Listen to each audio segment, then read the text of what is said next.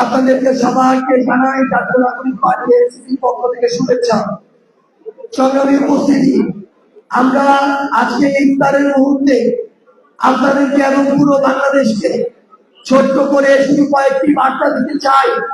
আমরা কয়েকদিন আগে একটি দেশের অন্যতম আরেকটি ইন্টেলিজেন্স প্রতিষ্ঠান ডিজিএফআই এর নতুন প্রধান নিযুক্ত হয়েছেন এবং নিযুক্ত হওয়ার 3 দিনের মধ্যে তিনি ভারত সফরে গিয়েছেন। বাংলাদেশের কোন মিডিয়াতে খবর আসে নাই, কিন্তু আমরা স্পষ্ট করে একটা কথা বলতে চাই, আপনারা রাষ্ট্রের প্রয়োজনে, নিরাপত্তার প্রয়োজনে যে কোনো দেশে যে কোনো সময় যেতে পারেন, আমাদের সমস্যা নাই। কিন্তু আপনারা যদি বাংলাদেশের স্বাধীনতা, সার্বভৌমত্বকে কোন জায়গায় বিকিয়ে দিয়ে আমাদের বাংলাদেশের স্বার্থকে ছোট করার বিন্দু মাত্র পায়খানা করেন, সেই সুযোগ বাংলাদেশের মানুষ আর কোনদিন দিবে না। আমরা স্পষ্ট করে আপনাদেরকে একটি কথা বলতে চাই, আমরা বাংলাদেশের সকল প্রতিষ্ঠানগুলোকে দলীয় তোষামোদী থেকে মুক্ত দেখতে চাই।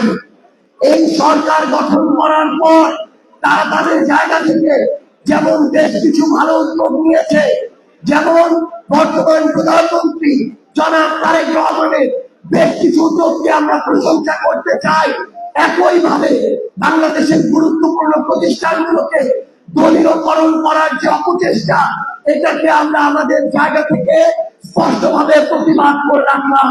আমরা আপনাদেরকে জানিয়ে দিতে চাই যে বাংলাদেশ ব্যাংক, দুদক থেকে শুরু করে পিএসসির মতো যে সার্বভৌম প্রতিষ্ঠানগুলো বাংলাদেশের এগিয়ে যাওয়ার জন্য অত্যন্ত গুরুত্বপূর্ণ, সেখানে দলীয় লোক বেশি বসিয়ে প্রতিষ্ঠানগুলোকে আয়ত্তে রাখার যে অপচেষ্টা, এই অপচেষ্টা করার সুযোগ আমরা আগামী বাংলাদেশে দিব না।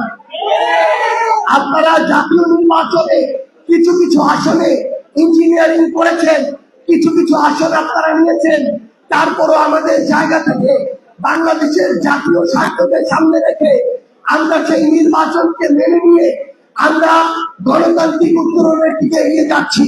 কিন্তু আমরা স্পষ্ট করে বলতে চাই, আগামীতে যে স্থানীয় নির্বাচন আসছে, সিটি কর্পোরেশন থেকে শুরু করে পৌরসভা, উপজেলা থেকে শুরু করে ইউনিয়ন, কোন একটা জায়গায় কেউ যদি ইলেকশন ইঞ্জিনিয়ারিং করার চেষ্টা করে, ভোটকে প্রভাবিত করার চেষ্টা করে, ভোটতন্ত্র দখলের চেষ্টা করে, যে চেষ্টা করবে সে যত বড় হোক না কেন, তার ওই অপচেষ্টাকে আমরা সেই কালো হাতকে ভেঙে দিব ইনশাআল্লাহ।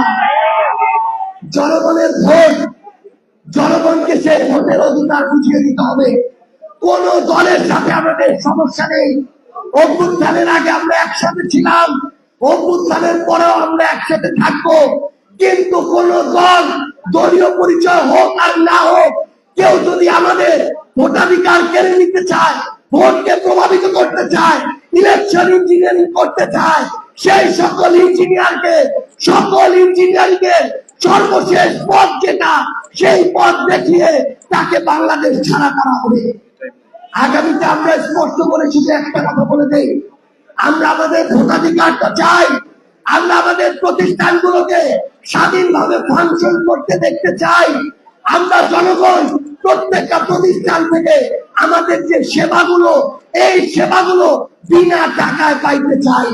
আওয়ামী লীগের আমলে প্রত্যেকটা অফিসে দলীয় সমিতি নিয়ে ভরে গিয়েছিল। একজন ডাক্তারকেও কর্মচারী সমিতিরা তটস্থ করে রাখতো। আমরা ওই বাংলাদেশ দেখতে চাই না, যেই বাংলাদেশে অন্য আরেকটা দলের সমিতি আবার মানুষকে তটস্থ করে রাখবে। পরিশেষে একটা কথা বলে শেষ করব, যারা এর আগে অন্য দল করত, অপরাধী ছিল না, তারা ঠিক মতো থাকুক, আমাদের সমস্যা নাই।